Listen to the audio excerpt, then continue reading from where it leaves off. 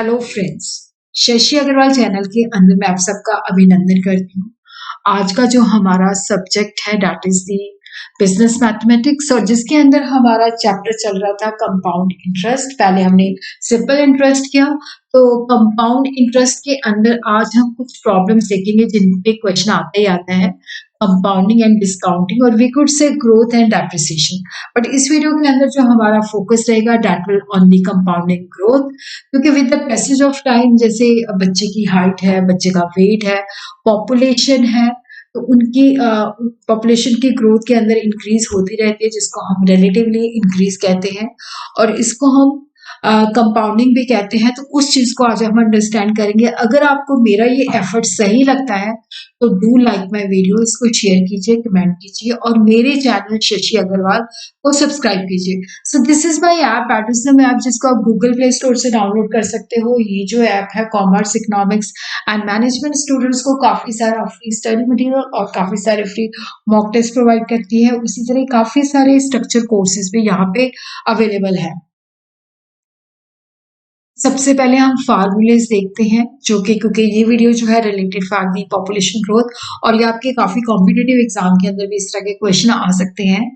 If R is the increase पर 100 या कहते हैं कि आर प्रतिशत इंक्रीज है, तो यहाँ पे हमने बताना है कि पॉपुलेशन के अंदर जो ग्रोथ रेट है दैट इज R%। तो n ईयर्स के बाद जो है पॉपुलेशन कितनी होगी, इसका जो फार्मूला है ए कि मतलब जो है कि टोटल पॉपुलेशन कितनी होगी 2 इयर्स के बाद या 3 इयर्स के बाद, which is equal to T जो प्रेजेंट पॉपुलेशन है मल्टीप्लाइड ब्रैकेट के अंदर 1 प्लस आर, आर जो है that is the rate of growth, R divided by 100 और उस तरह ब्रैकेट क्लोज और यहाँ पे एन जो है नंबर ऑफ द ईयर्स।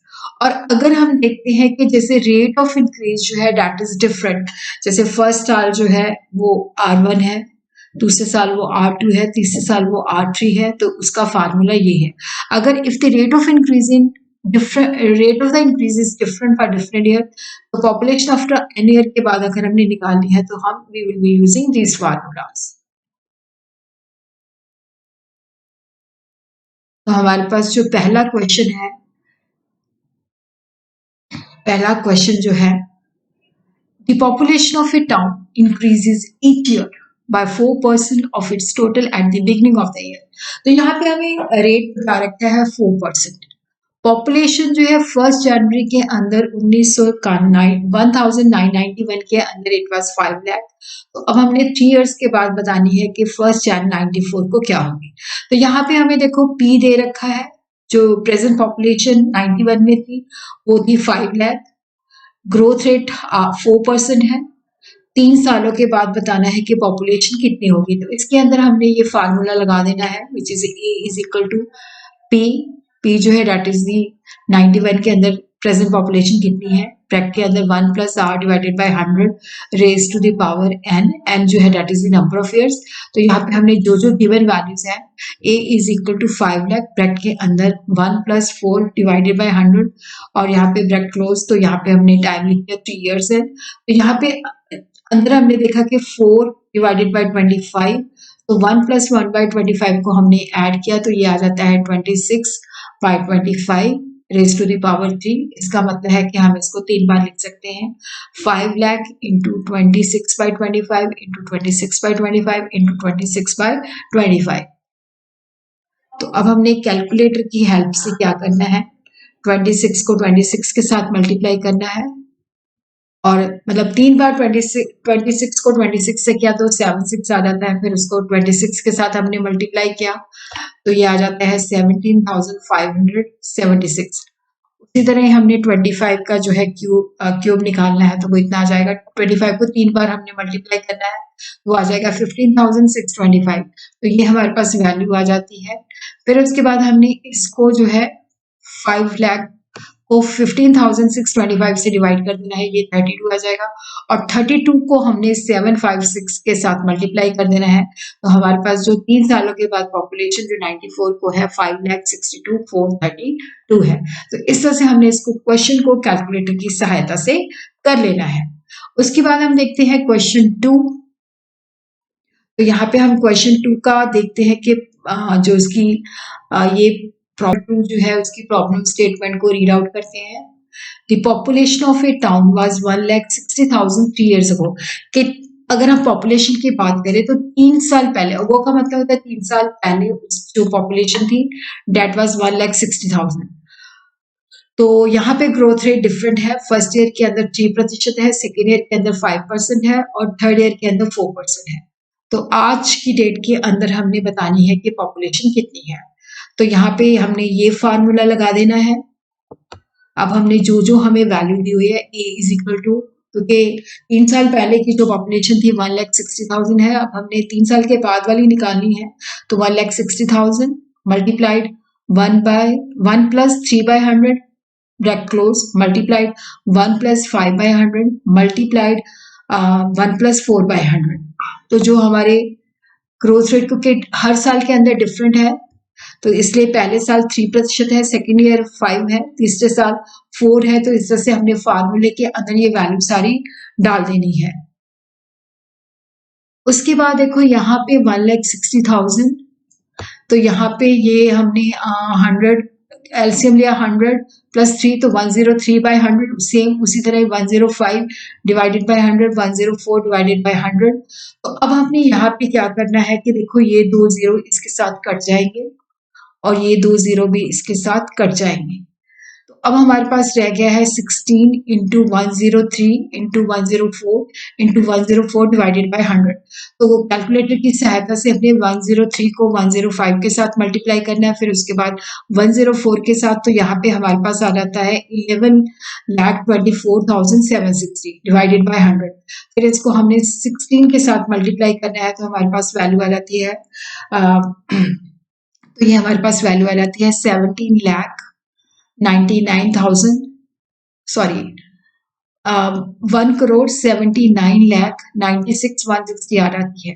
तो उसको हमने 100 से डिवाइड कर देना है, तो हमारे पास वैल्यू आ जाएगी 1,79,961.60। तो ये प्रेजेंट डेट के अंदर जो पॉपुलेशन है।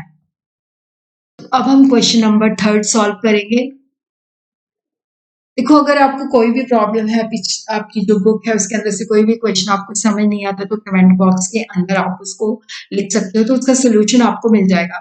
Population of A city was 40,960। तो 3 साल पहले की जो पॉपुलेशन है वो इतनी थी 40,960, और जो प्रेजेंट पॉपुलेशन है वो है 49,130।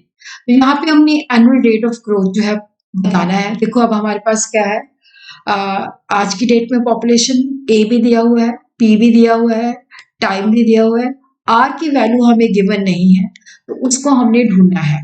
तो यहाँ पे हमने फार्मूला डाल देना है ये वाला। तो ए जो है दैट इज गिवन 49,130, उसी तरह पी की वैल्यू दी हुई है 40,960। तो जो जो हमें दिया हुआ है वो हमने फार्मूले के अंदर डाल देना है। आर की वैल्यू हमें नहीं दी हुई, तो 1 plus R divided by 100 raise to the power 3।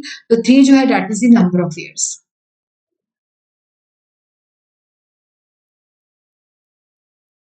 अब हमने क्या करना है कि पूरी इक्वेशन को 4960 से डिवाइड कर देना है। तो ये 49,130 divided by 40,960 which is equal to 1 plus R raise to the power 3। और यहाँ पे अब हमने क्या करना है कि देखो, ये जो पूरी इक्वेशन है इसको हमने यहाँ पे 2 से डिवाइड कर देना है, ऊपर भी 2 से और नीचे भी 2 से। तो हमारे पास वैल्यू आ जाएगी 24,565 divided by 2480 which is equal to 1 plus r divided by 100 raised to power 3। ऐसे जिनका मैथ स्ट्रॉन्ग है तो वो उसी तरह हमने यहाँ पे अगेन फिर इसको जो है 5 के साथ मल्टीप्लाई किया, 5 के साथ, सॉरी, ये जो वैल्यू है 24,565 इसको 5 के साथ डिवाइड किया और 2480 को भी हमने 5 के साथ डिवाइड किया। तो हमारे पास वैल्यू आ जाती है 4913 डिवाइडेड बाय 4096। तो 4913 को हम इस तरह से लिख सकते हैं 17 इंटू 17 इंटू 17। 4096 को हम इस तरह से लिख सकते हैं 16 इंटू 16 इंटू 16। तो इसको हम लिख सकते हैं 17 by 16 raise to the power 3। 1 plus R divided by 1 plus R divided by 100 raise to power 3। तो ये पावर सेम है, तो इसका मतलब है कि इसको हम इस तरह से लिख सकते हैं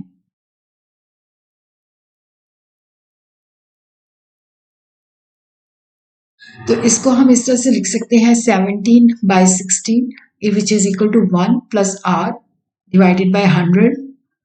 और यहाँ पे हम देखते हैं कि 17/16 minus 1 which is equal to R by 100। तो 17/16 में से 1 माइनस कर दिया तो ये हमारे पास आ जाता है 1/16। फिर हम क्या करते हैं, क्रॉस मल्टीप्लिकेशन से ये इधर चला जाएगा, 100 divided by 16 which is equal to R. तो यहाँ पे हमने आर की वैल्यू निकाल दी। तो 100 को हमने 16 के साथ डिवाइड किया तो ये आ जाता है 6.25%। तरह से हमने रेट को निकाल लेना है। अगर आपको कोई भी चीज़ समझ में नहीं आती तो आप कमेंट बॉक्स में लिख सकते हो। कोशिश रहेगी कि इसको और ज़्यादा सिंप्लीफाई किया जा सके।